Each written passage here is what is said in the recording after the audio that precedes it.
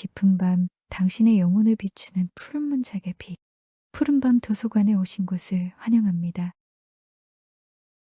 잠들지 못하는 영혼들을 위해 오늘 우리가 서가에서 꺼내온 기록은 200년이 넘는 시간 동안 전 세계의 밤을 설레게 했던 불멸의 고전, 제인 오스틴의 오만과 편견입니다. 재산께나 있는 독신 남자에게 아내가 필요하다는 것은 보편적으로 인정된 진리이다. 이 문장을 단순히 낭만적인 연애의 시작으로만 읽으셨나요? 사실 이 속에는 당시 여성들에게 생존 그 자체였던 결혼이라는 치열한 전쟁터의 민낯이 담겨 있습니다. 상속권이 없는 딸들에게 부유한 신사와의 만남은 로맨틱한 꿈이 아니라 길바닥으로 나앉지 않기 위한 절박한 생존 전략이었죠. 하지만 이 소설이 단순한 연애담을 넘어 위대한 고전으로 남은 이유는 그 속에 인간의 가장 보편적인 약점인 오만과 편견을 현미경처럼 정밀하게 해부해 두었기 때문입니다. 처음 마주한 순간 서로를 완벽하게 오해해버린 두 남녀. 한 남자의 오만함은 한 여자의 자존심을 건드렸고, 한 여자의 편견은 그 남자의 진심을 보지 못하게 가로막았습니다. 화려한 무도회장의 샹들리에의 불빛 아래 무한 미소 뒤에 감춰진 날카로운 독설과 오해의 서사시. 과연 이들은 자신들이 쌓아 올린 마음의 벽을 허물고 진실된 서로를 마주할 수 있을까요? 이제 안개 낀 19세기 영국의 시골 마을 농본으로 여러분을 초대합니다.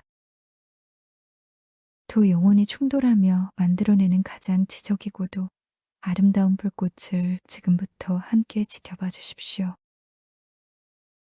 19세기 영국 하트퍼드셔의 작은 마을 농본. 아침 안개가 걷히기도 전부터 베네가의 저택은 묘한 긴장감으로 들썩입니다. 아버지가 서재에서 신문을 넘기는 소리와 어머니가 상속이 넘는 집안의 미래를 걱정하며 내뱉는 날카로운 한숨 소리가 교차합니다. 그 정적을 깨고 날아든 네더필드 저택의 임대 소식은 이 정체된 마을에 던져진 거대한 돌덩이와 같았습니다. 네더필드 저택의 화려한 철문이 열리고 젊고 부유한 신사 빙글리가 이끄는 마차가 먼지를 일으키며 등장합니다. 마을 사람들의 시선은 이제 오직 한 곳으로 향합니다. 마을 회관에서 열린 무도회. 그곳은 단순한 축제의 장이 아니라 청춘들의 가치가 매겨지고 가문과 가문이 거래되는 은밀한 시장이었습니다. 무도회전의 바닥은 반짝이는 왁스로 닦여 있고 천장에 매달린 거대한 샹들리에는 수백 개의 촛불을 머금은 채 일렁입니다. 그 불빛 아래서 처녀들의 실크 드레스는 진주처럼 빛나고 청년들의 정장 단추는 승리감에 젖은 듯 번뜩입니다. 하지만 그 화려한 소음 속에서도 유독 차가운 기운을 내뿜는 한 남자가 있었습니다. 빙글리의 친구이자 연간 1만 파운드의 수익을 올리는 대지주 피츠윌리엄 다하시였습니다. 그의 등장과 동시에 무도회장의 온도는 급격히 얼어붙습니다. 그의 화려한 코트 질감과 절제된 몸짓은 고귀한 신분을 증명했지만 그의 굳게 담은 입술과 주변을 멸시하는 듯한 시선은 타인과의 사이에 거대한 성벽을 쌓아 올립니다. 다하시의 눈에 비친 메리턴의 사람들은 그저 세련되지 못한 시골뜨기들의 집합체에 불과했습니다. 그 차가운 시선이 베네가의 둘째 딸 엘리자베스에게 머문 순간 비극적인 오해가 시작됩니다. 그럭저럭 봐줄만은 하지만 내 흥미를 끌 정도로 예쁘지는 않군. 빙글리의 권유에 다하시가 내뱉은 이 차가운 평가는 엘리자베스의 귓가를 날카롭게 파고듭니다. 무도회장의 경쾌한 음악 소리조차 이 모욕을 가려주지 못했습니다. 엘리자베스의 손에 쥐어진 부채가 미세하게 떨리고 그녀의 총명한 눈동자에는 다하시라는 남자를 향한 거대한 편견의 낙인이 찍힙니다. 샹들리에의 촛불이 하나 둘 타들어가며 눈물을 흘릴 때 두 사람 사이에는 잘못 끼워진 첫 단추처럼 어긋난 운명이 시작되었습니다. 다시 오만함이 만들어낸 찬바람과 엘리자베스의 자존심이 만들어낸 차가운 미소는 그날 밤 무도회 장을 장식한 그 어떤 장식보다 선명하게 각인되었습니다. 여러분, 1장에서 우리는 이 소설의 가장 핵심적인 주제인 첫인상의 오류를 목격하게 됩니다. 흥미로운 점은 다하시의 오만과 엘리자베스의 편견이 작동하는 방식입니다. 다하시에게 오만은 자신의 신분을 지키기 위한 일종의 사회적 갑옷이었습니다. 그는 낯선 환경에서 자신을 보호하기 위해 타인을 깎아내리는 방식을 택한 것이죠. 반면 엘리자베스의 편견은 지적인 자부심에서 기인합니다. 그녀는 자신의 관찰력이 정확하다고 믿었기에 다하시의 단 한마디만으로 그라는 인간의 전체를 규정해버리는 실수를 범합니다. 여기서 우리가 주목해야 할 소품은 바로 무도회의 촛불입니다. 촛불은 사물을 밝게 비추기도 하지만 때로는 일렁이는 그림자를 만들어 실체를 왜곡하기도 하죠. 다하시와 엘리자베스는 그 왜곡된 불빛 아래서 서로의 진면목을 보지 못한 채 각자가 만든 이미지라는 감옥에 갇히게 됩니다.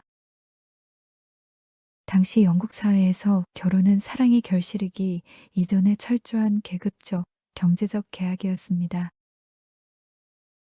베넷 부인의 그 극성스러운 모습은 현대인의 눈에는 우스꽝스러워 보일지 모르나 상속권이 없는 딸들을 굶기지 않으려는 처절한 생존 본능의 발현이기도 합니다.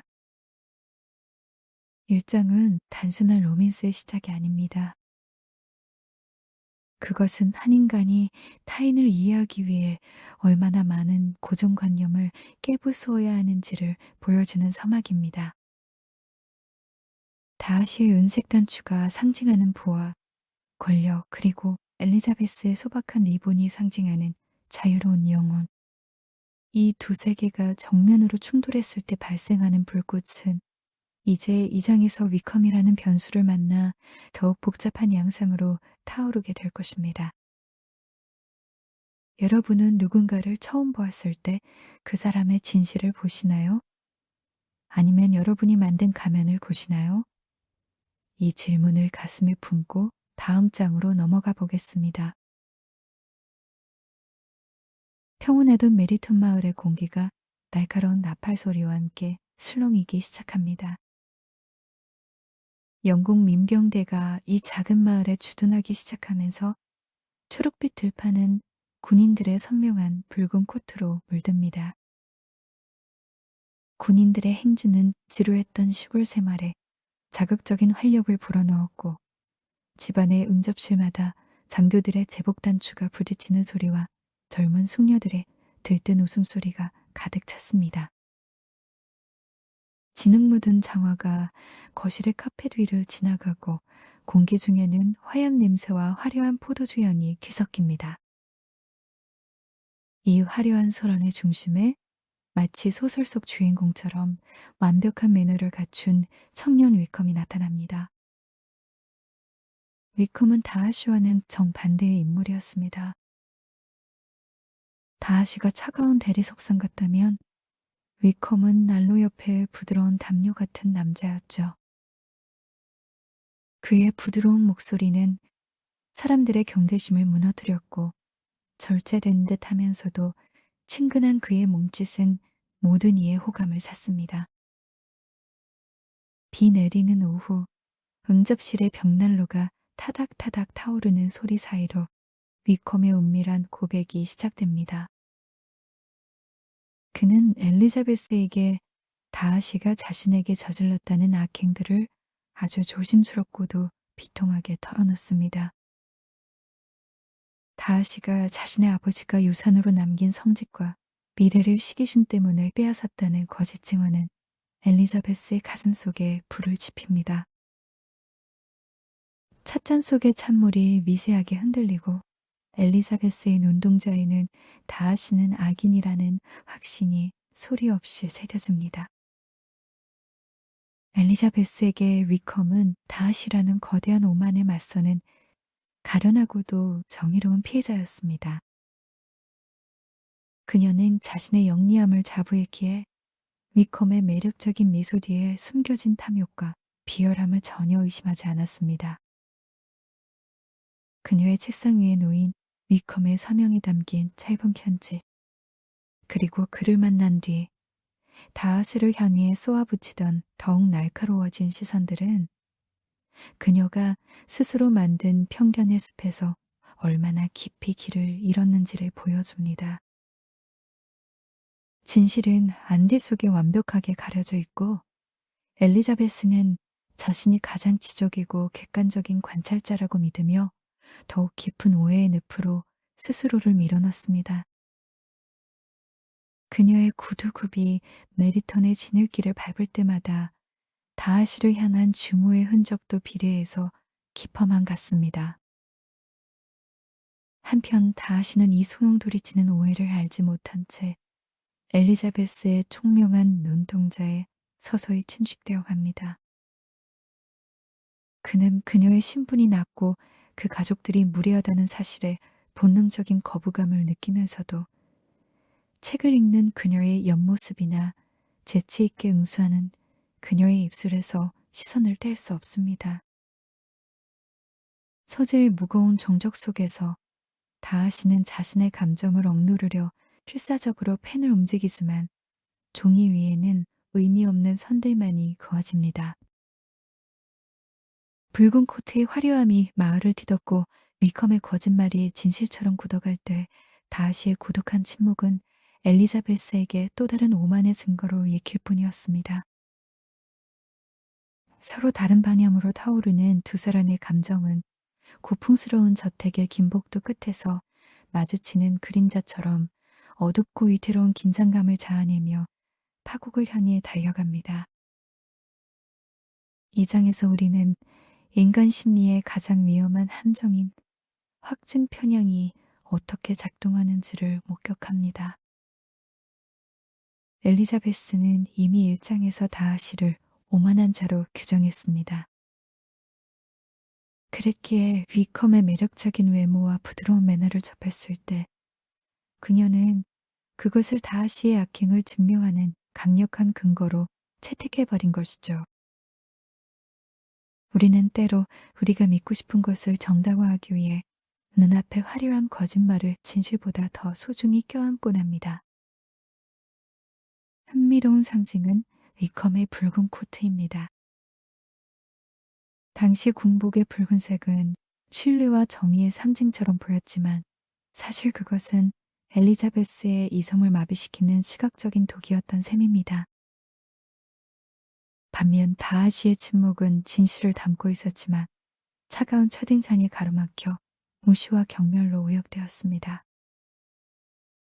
위컴은 다하시라는 어둠을 배경으로 더욱 빛나 보였고 엘리자베스는 자신이 가장 똑똑하다고 믿었기에 가장 어리석은 선택을 하고 맙니다.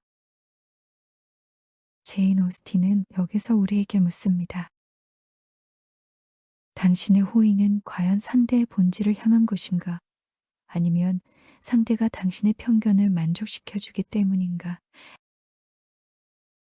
엘리자베스가 가진 관찰력이라는 자부심이 오히려 그녀의 눈을 가리는 이 역설은 200년이 지난 지금 우리에게도 유효한 질문을 던집니다. 붉은 코트의 유혹에 빠져 진실을 외면한 엘리자베스의 발걸음은 이제 3장 그 오만과 편견이 가장 처절하게 부딪히는 로징스의 빗속 청원 현장으로 이어지게 됩니다. 과연 부서진 자존심의 끝에는 무엇이 기다리고 있을까요? 켄트주의 봄은 아름답지만 로징스 파크를 감싸는 공기는 캐서린 영부인의 서슬퍼런 권위만큼이나 차갑고 딱딱합니다. 엘리자베스가 머무는 헌스퍼드 사제관의 작은 거실. 벽난로 속의 불꽃은 바깥의 폭풍우를 견디려는 듯 안간힘을 쓰며 타오르고 있습니다. 육중한 가구들과 정돈된 서가, 그리고 차갑게 식어버린 찻잔은 무거운 정적을 더욱 부각합니다. 그때 거친 비출기를 뚫고 예고도 없이 한 남자가 들어섭니다. 젖은 코트에서 떨어진 빗방울이 바닥에 얼룩을 남기고 다하시의 거친 숨소리가 방 안의 고요를 깨뜨립니다. 그는 한참을 초조하게 방 안을 서성이다가 마침내 억눌러왔던 감정을 화산처럼 터뜨립니다. 하지만 그 고백은 사랑의 창가라기보다는 한 인간이 겪은 고뇌의 보고서에 가까웠습니다. 당신의 신분이 낮고 당신의 가족들이 30 밖이라는 점을 극복하기 위해 내가 얼마나 노력했는지 아십니까? 다하시의 목소리에는 떨림이 있었지만 그 저변에는 여전히 지울 수 없는 성민의식과 오만함이 깔려 있었습니다. 그는 자신이 이만큼이나 자신을 낮추어 청혼했다는 사실에 스스로 감격하고 있었고, 엘리자베스가 당연히 그 은혜로운 제안을 눈물을 흘려 받아들일 것이라 굳게 믿고 있었습니다. 그에게 이 청혼은 일종의 거부할 수 없는 은총이자 자신의 사회적 지위를 양보한 숭고한 결단이었습니다. 다하시의 손에 쥐어진 젖은 장갑과 굳게 담은 입술은 그가 이 고백을 하기까지 얼마나 치열하게 자신의 계급적 자존심과 싸웠는지를 역설적으로 보여주었습니다. 하지만 엘리자베스에게 이 고백은 참아왔던 분노의 뇌관을 터뜨리는 도화선이 되었습니다. 그녀는 다하시의 제안을 단칼에 거절하며 그가 빙글리와 자신의 언니 제인의 사랑을 인위적으로 갈라놓았다는 점, 그리고 위컴이라는 청년의 인생을 무참히 짓밟았다는 점을 날카로운 칼날처럼 몰아세웁니다. 당신이 좀 더 신사답게 행동했더라면 내 마음이 이토록 아프지는 않았을 겁니다. 라고 외치는 그녀의 목소리는 빗소리를 뚫고 서재의 벽을 울립니다. 다하시의 얼굴은 충격으로 창백하게 질리고 두 사람 사이에는 깨진 유리 조각 같은 날카로운 침묵만이 남습니다. 오만과 편견이 낼 것 그대로 충돌한 이 순간, 로징스의 낡은 시계추 소리만이 두 영혼의 파열음을 기록하고 있었습니다. 다하시는 벼락이 맞은 듯한 표정으로 밤을 떠나고 홀로 남은 엘리자베스는 거울 속에 비친 자신의 일렁이는 그림자를 마주합니다. 다음 날 아침, 폭풍이 지나간 자리에 남은 서늘한 공기 속에서 다하시는 그녀에게 긴 편지 한 통을 남기고 사라집니다. 편지의 봉투를 뜯는 엘리자베스의 손가락 끝을 미세하게 떨리고 거친 필체로 써내려간 종이 위에는 위컴의 추악한 진실과 다하시의 진심어린 변명이 담겨 있었습니다. 편지를 읽어 내려갈수록 그녀가 쌓아 올린 확신의 성벽은 모래성처럼 무너져 내립니다. 자신이 그토록 증오했던 오만이 사실은 소중한 사람들을 지키려는 방어기제였음을, 그리고 자신이 그토록 신봉했던 정의가 한낱 위컴의 거짓말에 농락당한 편견이었음을 깨닫는 순간 그녀는 비로소 진실이라는 이름의 가혹한 빛 앞에 서게 됩니다. 3장은 이 소설 전체를 관통하는 가장 거대한 인식의 전환점입니다. 다하시의 청혼 장면을 다시 복기해 보십시오. 그는 분명 사랑을 고백하고 있지만 그 형식은 철저히 상대방을 깎아내리는 방식이었습니다. 이것이 바로 다하시가 가진 오만의 정체입니다. 그는 자신의 감정조차 계급의 필터를 거쳐야만 내뱉을 수 있었던 것이죠. 반면 엘리자베스의 거절은 편견의 폭발이었습니다. 그녀는 위컴이라는 가짜 거울을 통해 다하시를 보았기에 그가 내미는 진심의 손길을 독이 든 선배로 오해했습니다. 여기서 가장 중요한 매개체는 바로 편지입니다. 제인 오스틴은 소설 속에서 편지를 인간의 영혼을 비추는 가장 정직한 도구로 사용합니다. 대면한 자리에서는 오만과 편견 때문에 어긋났던 진심이 오직 텍스트라는 차가운 매체를 통해서만 비로소 정제되어 상대에게 전달된 것이죠. 엘리자베스가 편지를 읽으며 내뱉은 독배, 지금 이 순간까지 나는 나 자신에 대해 전혀 모르고 있었다는 말은 이 소설의 가장 위대한 문장 중 하나입니다. 지적인 자부심이 강했던 그녀가 자신의 무지를 인정하는 순간 그녀의 성장은 시작됩니다. 산정의 비바람은 두 사람의 내면에서 일어난 폭풍을 상징합니다. 다하시는 자신의 사회적 지위가 사랑 앞에서는 아무런 권위도 갖지 못한다는 사실을 처절하게 배웠고, 엘리자베스는 자신의 직관이 얼마나 쉽게 왜곡될 수 있는지를 깨달았습니다.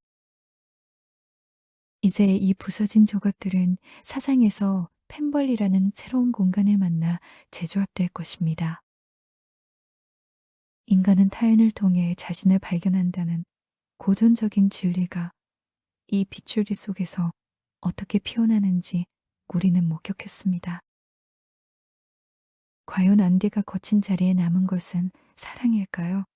아니면 또 다른 후회일까요? 하트포드셔의 소란스러운 일상과 로징스의 숨막히는 권위에서 벗어나 엘리자베스의 여정은 마침내 영국에서 가장 아름다운 자연을 품은 곳 더비셔의 펜벌리로 이어집니다. 마차가 완만한 구름지를 넘어 펜벌리 영지에 들어서는 순간 엘리자베스의 눈앞에는 한 남자의 진면목이 거대한 풍경화처럼 펼쳐집니다. 펜벌리는 단순히 부유함을 과시하는 공간이 아니었습니다.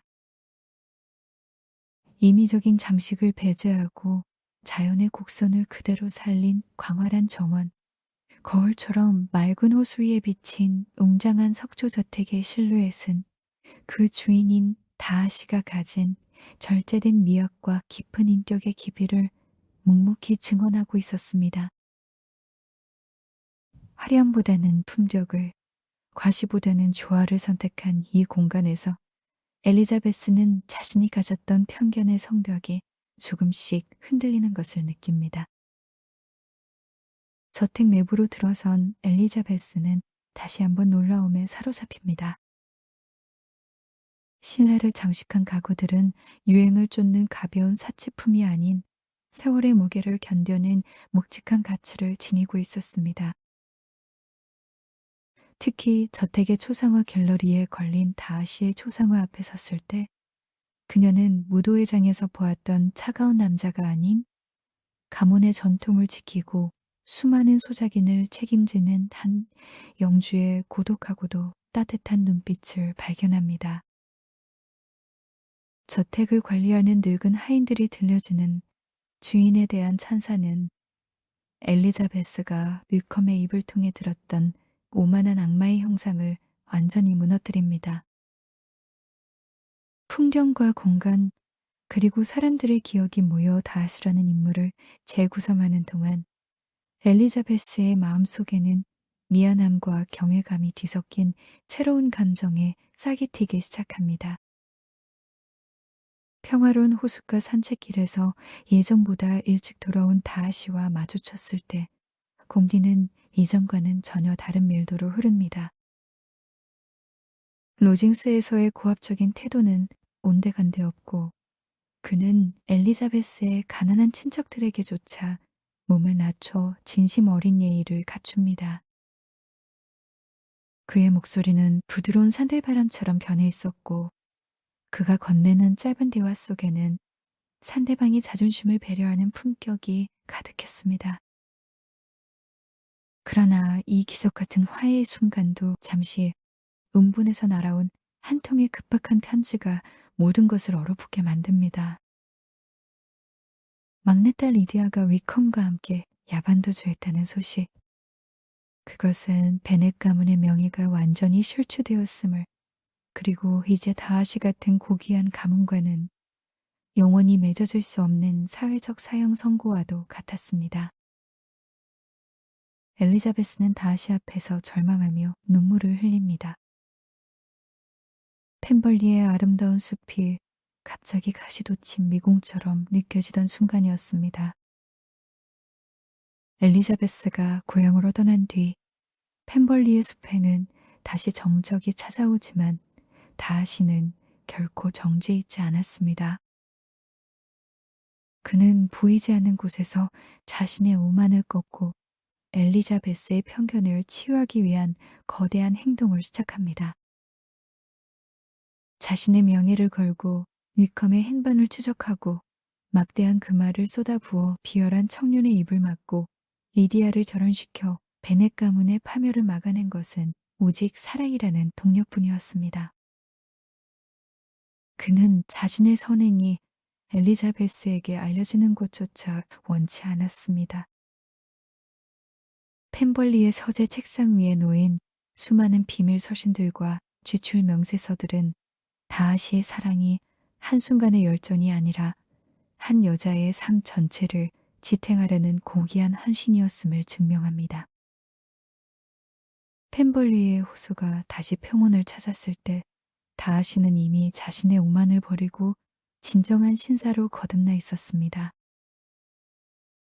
차장에서 우리가 가장 주목해야 할 키워드는 공간의 증언입니다. 여러분, 인간은 자신의 최연을 숨길 수 없습니다. 특히 자신이 거주하는 공간을 꾸미는 방식에는 그 사람의 인격과 철학이 고스란히 반영되죠. 엘리자베스가 펜벌리에 도착했을 때 느낀 전율은 단순히 그 규모가 컸기 때문이 아닙니다. 다하시가 자연을 대하는 방식, 즉 자연을 지배하지 않고 자연과 조화를 이루는 그 저택의 태도에서 그가 가진 진정한 고결함을 읽어냈기 때문입니다. 로징스가 타인을 압도하려는 유만한 인이었다면 펜벌리는 타인을 포용하는 품격 있는 자연이었습니다. 여기서 리디아의 사건은 두 사람에게 가해진 최후의 시험대였습니다. 엘리자베스에게는 자신의 가족이 가진 결핍을 직시하게 함으로써 마지막 남은 자존심의 껍질을 벗기게 했고, 다하시에게는 오만함의 근거였던 가문의 명예를 내려놓고 실질적인 구원을 실천하게 했습니다. 다하시가 위컨에게 돈을 주고 리디아를 결혼시킨 것은 단순히 돈으로 문제를 해결한 것이 아닙니다.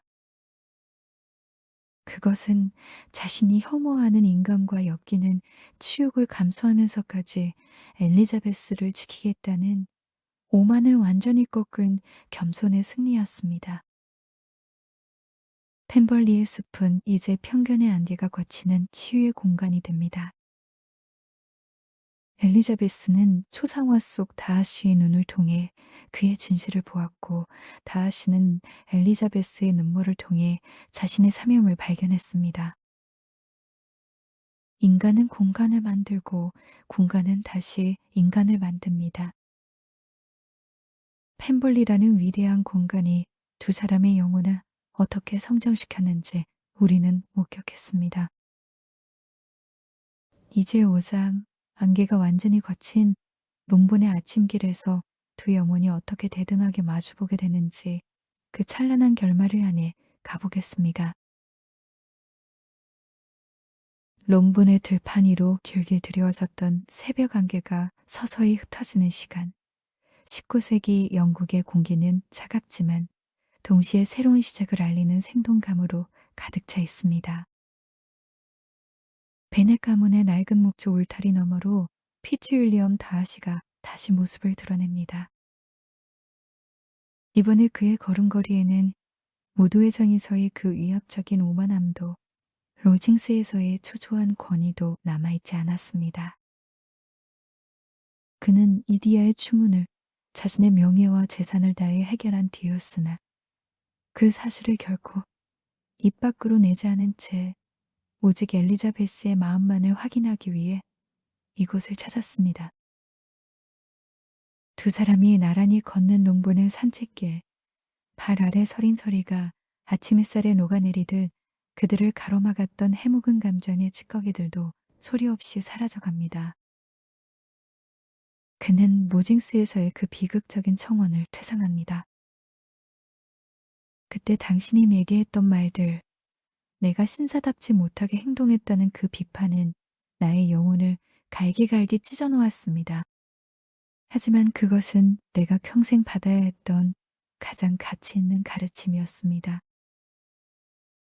다하시는 자신의 오만이 얼마나 타인에게 폭력적이었는지, 자신이 당연하게 누려왔던 신분적 우월감이 얼마나 천박한 것이었는지를 엘리자베스의 날카로운 거절을 통해 배웠다고 말합니다.